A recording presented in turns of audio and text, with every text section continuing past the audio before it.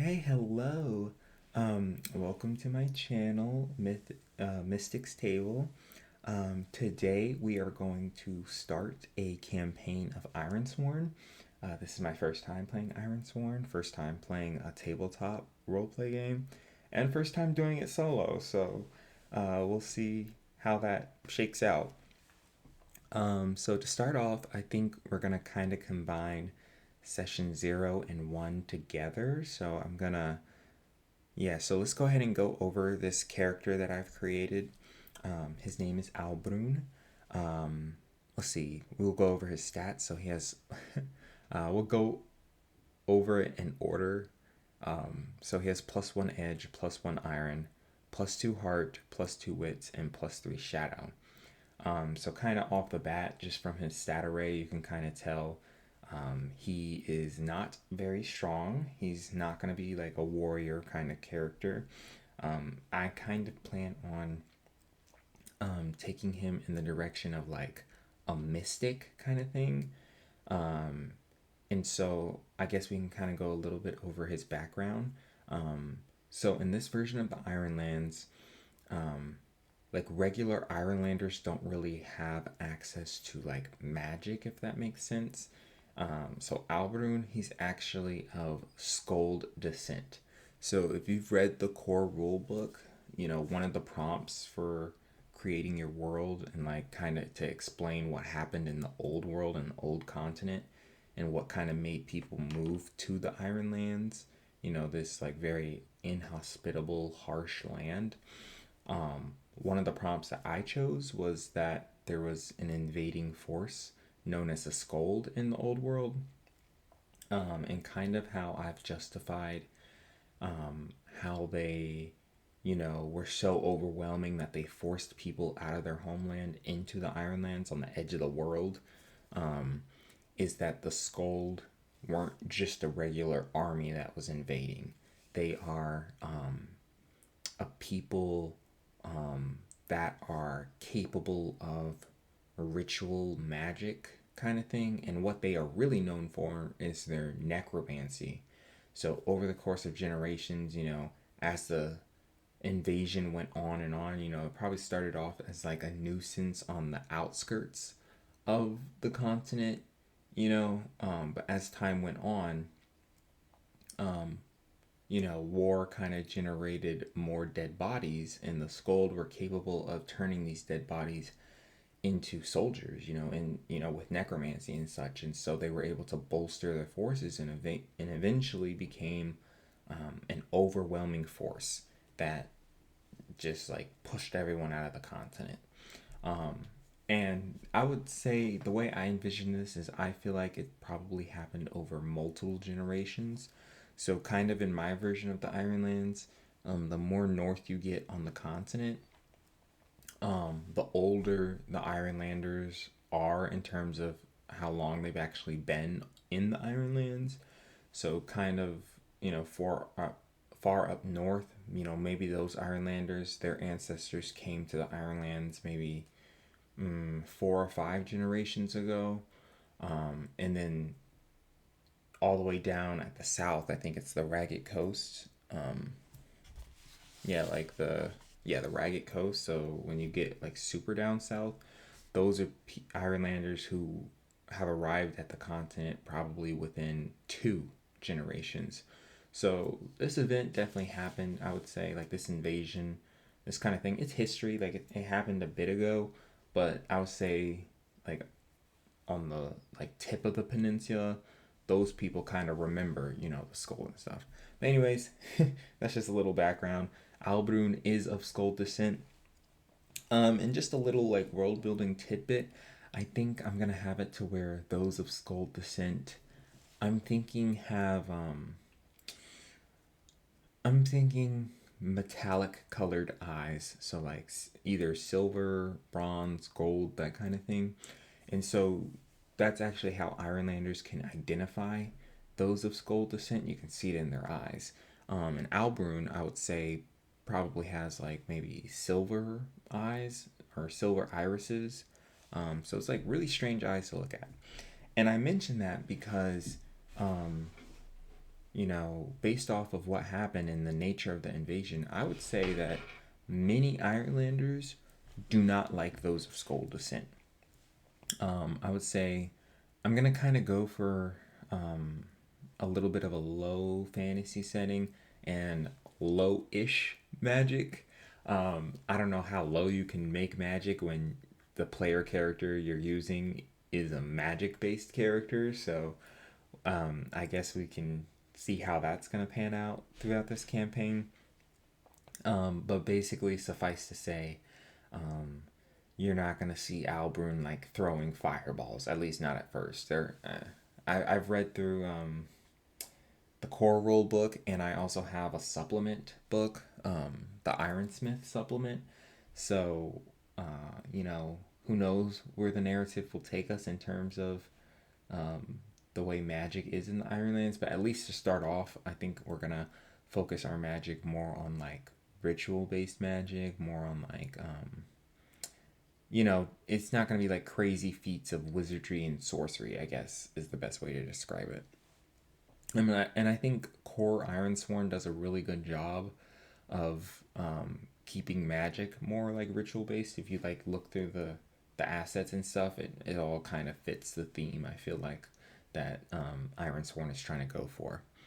Um, so, I don't know if I should just straight up tell you guys what my background vow is. I think I should. I think knowing what the background vow is makes it easier to connect with a player character. So I guess I'll have to also go into backstory a little bit. So Albrun's background vow, the thing that kind of drives his character, is he wants to discover the nature of the iron pillars and the cataclysmic event connected to them.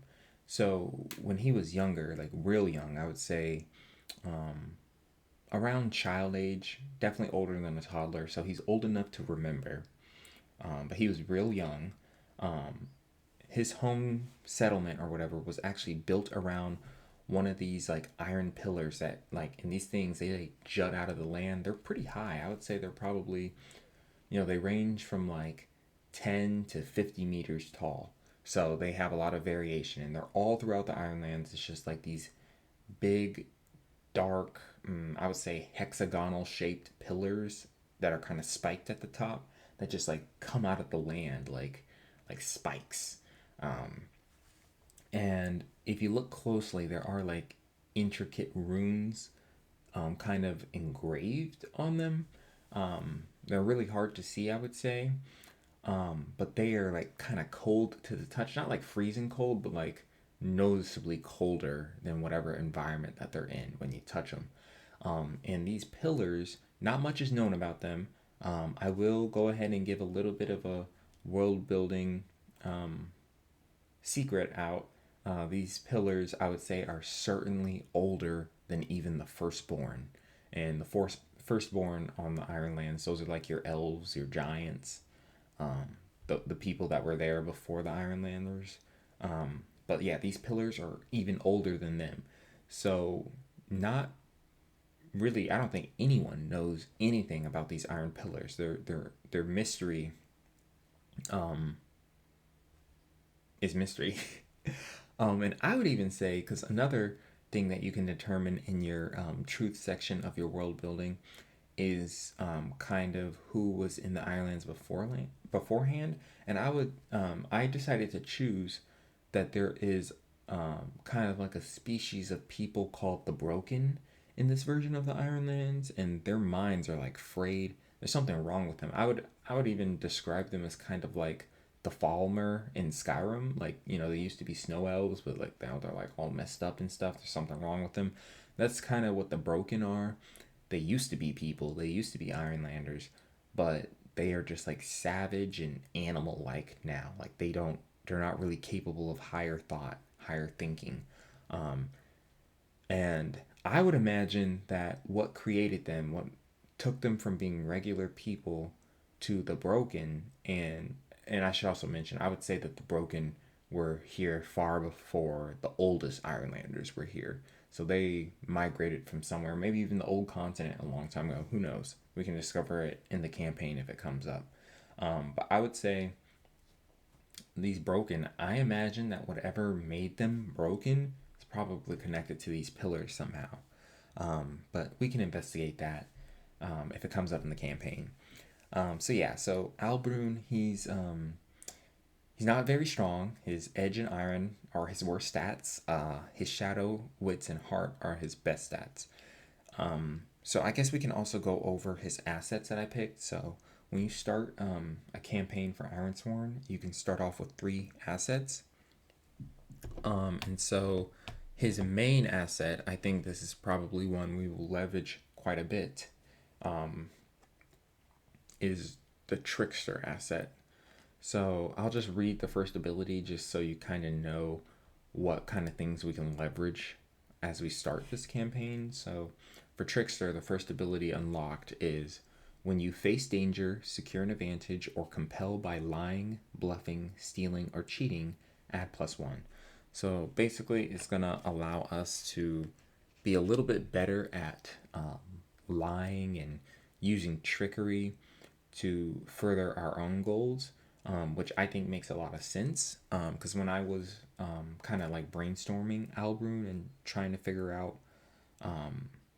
how exactly I should build his assets, because at first I was a little nervous about not having a single combat asset, because I feel like the Ironlands, I've read the book, I feel like it's a pretty harsh setting and rather easy to die. So I was a little nervous, but I decided to just, lean all the way in. And I actually, there's a section, let me see if I can find it. There's actually a section in the core book that describes enemies, or not even just enemies, but just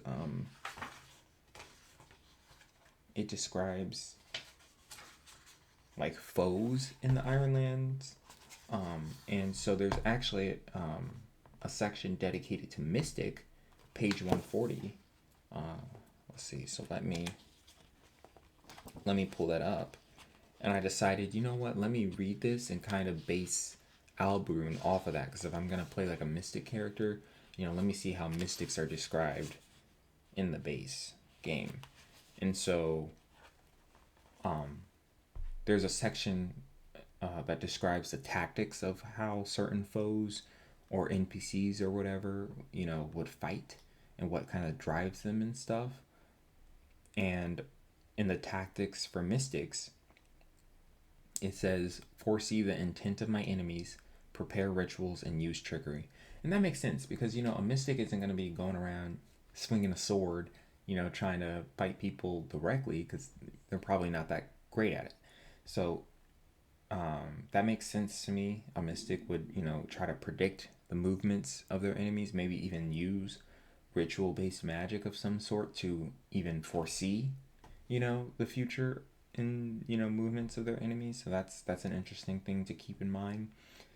They prepare rituals beforehand, so that makes sense. A Mystic probably isn't going to want to fight you unless it's on their terms and like they got a good ritual going of some sort.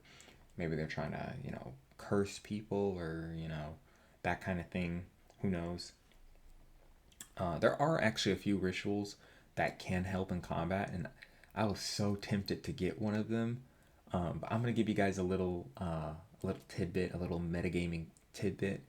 I really want to, take this campaign in the direction of training Albrun in his magic. I would love to, and that's actually kind of part of the inciting incident we're going to do. I want to try to find an elder mystic and get some training and maybe even learn more magic with Albrun. So I didn't want to start off with a bunch of ritual assets. We have one, but I didn't want to start off with multiple just because I think it'd be a lot more fun to actually get training and like learn it and gain those rituals like through the campaign. So I don't know. That's just something I kind of want to do. So that's why I didn't start off with, because I'll give you guys a little foresight on kind of a little, I guess, personal detail. Naturally, I'm a min-maxer. I like to optimize stuff when I play games. I like to make things as efficient as possible. And so it took a lot of self control for me to not do that here. I knew that the character I designed was not combat ready. And the natural part of me was like, maybe we should get at least one asset to leverage in combat, and try to make that optimal. And I would have changed my stats slightly to make it optimal after I read through everything that's possible. But I decided I'm going to lean into the role play and really lean into the character, and not min max. So that's why it's a little inefficient, but I think it'll make it a little bit fun. But anyways, and Mystics also use trickery in their fights. So that's going to be interesting. We're going to attempt to keep those three things in mind when we do fights. I'm actually going to do my best to try to avoid entering the fray, because I don't want to die. I don't want to lose Albrun quite yet on session 1. But that's something to keep in mind is, we have our +1 iron, our +1 edge. So maybe in a fight, if we do end up getting in a fight, we should try to focus on using trickery, trying to outsmart our opponents, maybe get some narrative advantage there. Preparing what rituals we do have, which is 1 right now. Hopefully we can get more rituals in the future. And what was the other one? Prepare ritual, use trickery. Oh, and foresee the moves of your opponent. That one's a little vague. I feel like that there's a lot of room to interpret there. Because foresee to me implies some sort of like divination or something along those lines. But it could also just be, trying to think what your opponent's going to do next, like chess. So I don't know. We'll figure it out as we do it. So we have that trickster asset. The next asset we have, so it's actually another path asset. So I'm starting off with 2 path assets. It is sighted.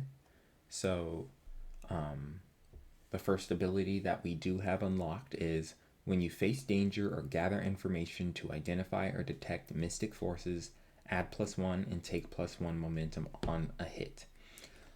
So I don't know how often we will actually end up using that asset. And it's funny because when I was building Albrun, I was like, do I really need sighted?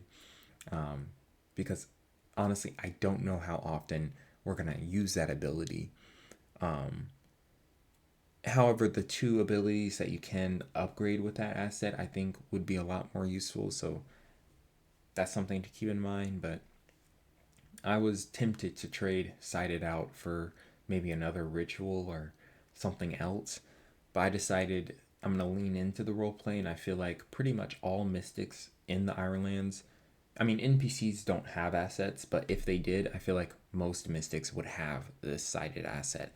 So I kind of picked this asset more out of a roleplay reason than a practicality reason. But who knows? Maybe it will come in use. I was trying to brainstorm. I don't know when I would ever face danger to identify or detect mystic forces. I can definitely see gather information, but the face danger one that kind of confuses me. I don't know. I guess we'll find out in the play, and we'll leverage it if we can. And then his final asset, which I think is probably his most interesting, and I'm very interested to see what we can do with this, is the ritual asset I was talking about. It's invoke. So this is actually a little bit of a more complicated asset. I think it's like a kind of a 2-parter asset. So I'll just go ahead and read it. It says, when you consume the mystical essence of your surroundings, roll +wits. On a strong hit, add the value of your action die to your essence track, which is a maximum of 6. You may then secure an advantage or face danger plus essence to create minor mystical effects or illusions. If you do, suffer -1 essence and take +1 momentum on a hit. On a weak hit, as above, but capturing these energies is harrowing. Endure stress. Okay, so that was a lot. Basically, the first part of the ritual is you I would say this invoke asset is probably the closest thing in base Ironsworn to having a spellcaster character. You know, like in other tabletops, you can have like a sorcerer, wizard, whatever that can like cast spells or whatever. There is no spell list in Ironsworn. I think Ironsworn purposely takes the minimalist approach to really give you the freedom to do what you want in the narrative and kind of interpret it on your own thing. So this is like the closest thing you have to like mana or like just being able to cast magic, I guess. And you can kind of freeform it as you will. So the first part of that ritual is, I imagine it's like your character connecting with whatever source of magic you have in your version of Ironlands. It's up to your interpretation. I guess I'll go ahead and do a little bit of world building. I read through the core rule book, I read through the assets, and it seems to me like the core rule book hints at kind of two mystical planes that exist within the Ironlands. Like if you read through like a lot of those what's the word? A lot of those like horror based details and the assets that kind of have to do with like necromancy, like the communion asset, the shadowkin asset, and all of those. I feel like the core rulebook hints at this place called the Shadowlands, and it seems to me like the Shadowlands is like where uh, death is and where like the dead spirits and stuff are, that kind of thing. I don't know much, and I don't want to do too much establishing. I think that would be a fun thing to kind of explore in the campaign. But it seems to me like the Shadowlands are like um, like an overlaid reality on top of the Ironlands, and that's kind of like where I feel like dark magic comes from. Definitely where horrors come from. Definitely where anything that has to do with necromancy comes from. So that's one, and then I also feel like the core rulebook hinted at this thing called the Veil. You can actually see it in the sighted asset in one of the abilities about the third ability where it's like you can pierce the veil to explore deeper truths, kind of, I guess, like reading people's mind kind of thing. Or like, I feel like the veil has something to do with like a few of the divination assets. So you kind of have like the veil and the Shadowlands kind of doing a thing or whatever. And I imagine it's like you have reality, the Ironlands, and then you have the veil that separates the Ironlands from the Shadowlands.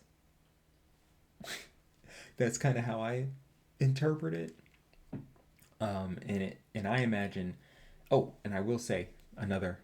I know I'm just spilling all the world building little tidbits, but another thing that I've established is that there are different types of magic. I said I wanted to do kind of a low fantasy, lowish magic system setting in this campaign, and for me, I think I've established that there are different types of magic, and so regular Ironlanders don't really have magic. Those of Skull descent do have access to magic, and the magic that they have access to me, I think the best way to describe it is Skull magic leans more towards witchery than it does wizardry, if that makes sense. So it's more very ritual, that kind of thing. We'll figure out. You'll see the vibe when we start playing or whatever. And then I think firstborn, so like elves and giants and such, and primordials. I think those are the ones that have magic that kind of leans more towards like the sorcery side. So I can definitely see like elves having access to like elemental magic. Maybe there's some sort of connection between like elven sorcerers and primordials. If you read the core rulebook, you'll see that primordials in the Ironlands, those are kind of like what's the word? Kind of significant being elemental beings. So like a fire primordial, it's probably like made out of fire. They're huge. They're like extreme foes. They're pretty strong. And I can imagine that maybe the elves learned how to do like elemental magic like with the primordials or something like that. And so like that kind of magic, if we encounter elves and stuff, maybe that's something that we experience. But yeah, so oh, I got so off track. So yeah, that was the first part of invoke is um, gathering that mystical essence into yourself. So I imagine that's a process of like connecting to the land. Oh, I remember why I was talking about all of that. So I feel like gathering mystical essence is like um, connecting yourself with the veil or maybe even the shadowlands and like taking magic from those planes of existence into yourself so that you can alter your plane of reality. I know you're not supposed to explain the magic because it creates more problems than it solves, but that's kind of what's going on in my head. Is that's kind of how I interpret gather mystic essence. Um, and then, so that was the first part of that first ability of invoke. And then once you do that, you keep track of how much essence you have. It gives you a little track to do, and you can then leverage that track to cast this ritual again at a later time to create minor mystical effects or illusions with either face danger or secure an advantage. So it's basically allows you to prepare essence beforehand, and then maybe in a fight or in a certain situation or something like that, you can then use that essence to do something. So I think invoke is like it's one of the ways that a magic based character can utilize their magic in a situation without having to like spend so much time like preparing some sort of ritual. They can use invoke just like that. So yeah, anyways, those are our three assets. I feel like that's a pretty good starting point for like a session 0 of describing what character we're playing. So I think I'm ready to start something. Like I'm ready to get something going. So let's see. So we're gonna start off in we're just gonna start off. So Albrun. Well, I guess we can do a little bit more backstory. So Albrun, we talked about his background of Al, about discovering the nature of the Iron Pillars and the cataclysmic event. And so when he was younger, oh, did I ever finish that story earlier? I don't think I did. Sorry about that. I must have went on a tangent. So he's from a very small settlement that was built around one of those huge iron pillars. And I forgot to mention the reason why such a settlement was built around those iron pillars is because for some unknown, unexplained reason, these pillars have some like an interesting like warding effect. So horrors and beasts that populate the Ironlands um, don't really come in the vicinity of these pillars. It's not that they can't, like it's not like there's like a physical like invisible barrier that keeps them from getting close. It's just that they prefer to avoid being around those pillars. Like it kind of just like wards them off kind of thing. And so there are a few settlements that do choose to be built around these pillars for those warding properties. It makes your settlement kind of safe from those kind of things. But some weird cataclysmic event happened when Albrun was like young.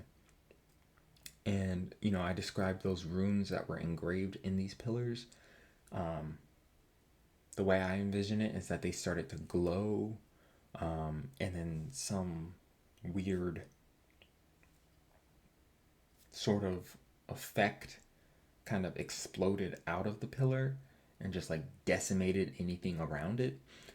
And so pretty much everyone in that settlement died. The settlement was like turned to ash or whatever, or maybe burned down to the ground. But for some reason, Albrun survived. Um, and well, you know what? I'll just tell you guys why. Um, the way I envision it is that I envision Albrun's mother was also of Skull descent, so she had access to magic, and I imagine that she casted some sort of ward around Albrun, you know, before the whatever it was could reach him, and so he survived, and she couldn't cast a big enough one for both of them, so she kind of died, as did everyone else. A little Harry Potter moment, if you will, a little Lily Potter moment. She, with her little last bit of vitality, she wanted to protect her child. So that's why he survived. And then, of course, he was raised. It's one of our background bonds. He was raised by one of his mother's friends that wasn't in the settlement, but kind of came to investigate and found him. If it comes up, I will reveal who that is, and we can get into that. But yeah, so there's like this cataclysmic event, and he has no idea why it happened, what the timing of it was, or anything like that. He no idea, and no one around. But anyways, I share that to say, so he was raised by that mother's friend for several years, but he's Ironsworn, and I'll give another world building tidbit. Okay, this is kind of just a world building episode. I feel like we haven't gotten into any dice rolling yet, but I'm just gonna keep going.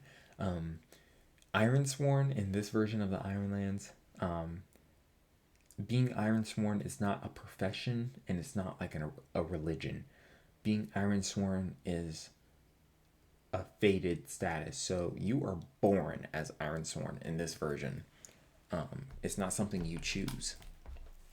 And when I was reading the core rule book, Sean Tompkin provided this prompt. He's the author of Ironsworn. He provided this prompt that I really felt connected with.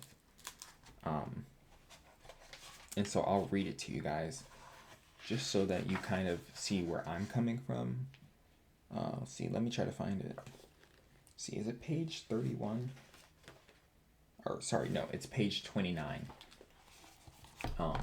Says, the mother asked the seer to divine her new baby's fate. The old mystic came and looked at the sleeping child. She tilted her head, closed her eyes, then she drew back, frowning. No need to ask the gods. No need to roll the stones. Ironsworn, the seer said. She took her price in silver and blood and left the mother alone with the baby.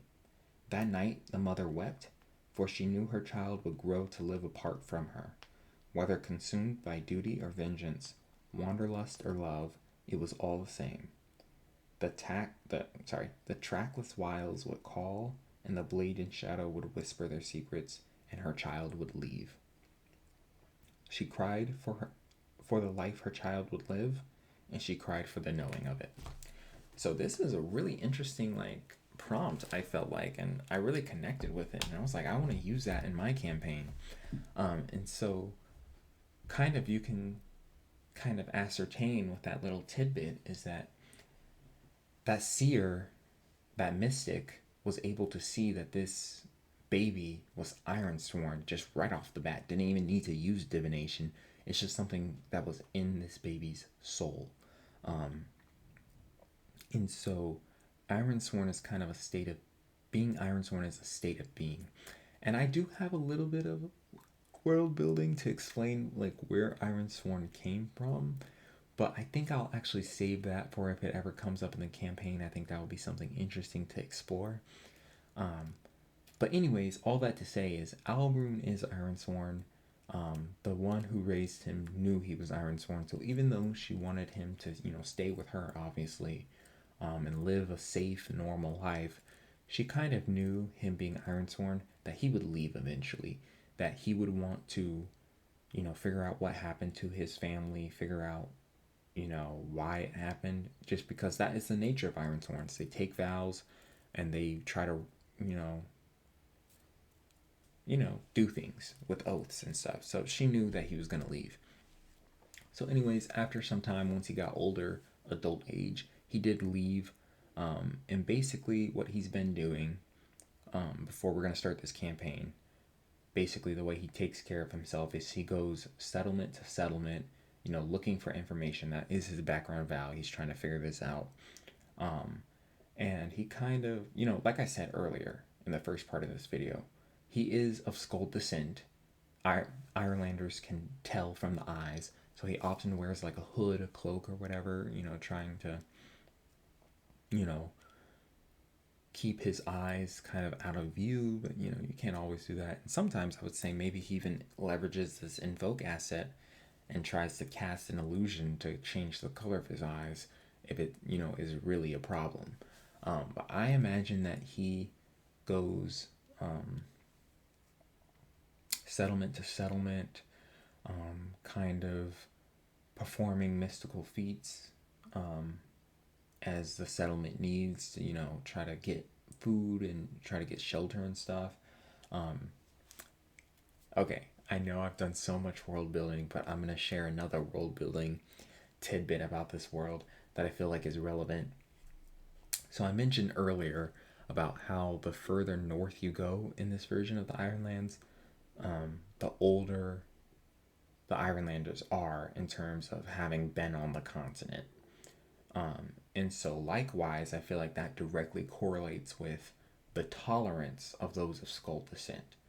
So, the more north you get, I feel like the more tolerant Ironlanders are of of those of Skull descent, because for one, um, you know, the whole Skull invasion thing, that was for them, that was generations ago, and I'm not saying that they've forgotten, but it's not such an immediate like, oh my god, these scold people, you know, kicked us out of our homeland. And I also imagine that because the Ironlands, it's very inhospitable, and like I said, we're gonna go with like a low fantasy setting, and one of the main kind of world building facts that we're gonna see in pretty much, I feel like, most Ironlander settlements that we're gonna explore in this campaign is that there's not enough food.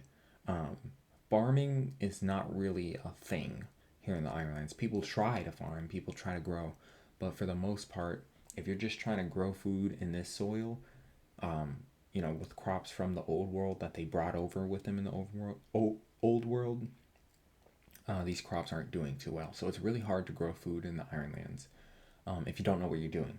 Of course, the firstborn who've been here for a very long time, they know how to grow food. They know what kind of crops will grow, and they perhaps even know of rituals that kind of help plants grow in this land. So the firstborn, they know how to eat and, you know, farm and stuff. Ironlanders not so much, but I feel like the more north you get, those Ironlanders, of course, have been here for a while, so they've had more time to try to figure out how to grow food, so they're a little bit better at agriculture. And, okay, let me get to the point. Sorry, tangent, but I think Ironlanders being older, the more north you get, can kind of directly correlate with the tolerance of Ironlanders for the Scold.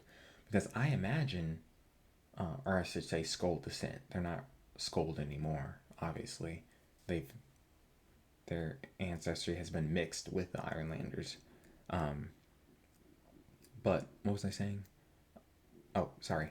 Um, I imagine that those Ironlanders that are up north, um, even like enlicit the help of mystics, because like I said, pretty much every single mystic is of Skold descent, because you know you gotta have magic, and Skold are the ones that have the magic. Anyways, um, the Northern Ironlanders actually work with mystics, you know, to have mystics perform rituals on their farmland and such to make plants grow. And so I feel like after a couple of generations of that, you know, a few hard, or not a few, a lot of harsh winters in the Ironlands and starvation and stuff, you're going to get over your prejudice that you might have had, especially if the people that you know you hate so much are the key to your survival.